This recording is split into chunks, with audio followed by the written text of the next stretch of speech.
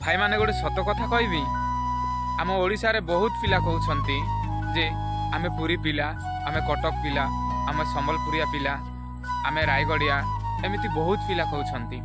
किंतु मु कहूची मु भारत माटीर पिला, मु भारत माटीर छुआ।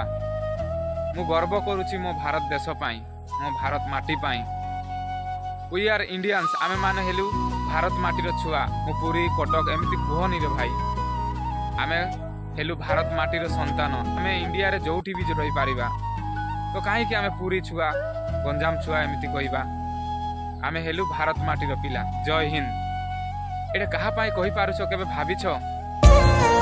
कभी याद करे जो जमाना, माटी पे मर मिट जाना, जिक्र में शामिल मेरा नाम हो। ओ देश मेरे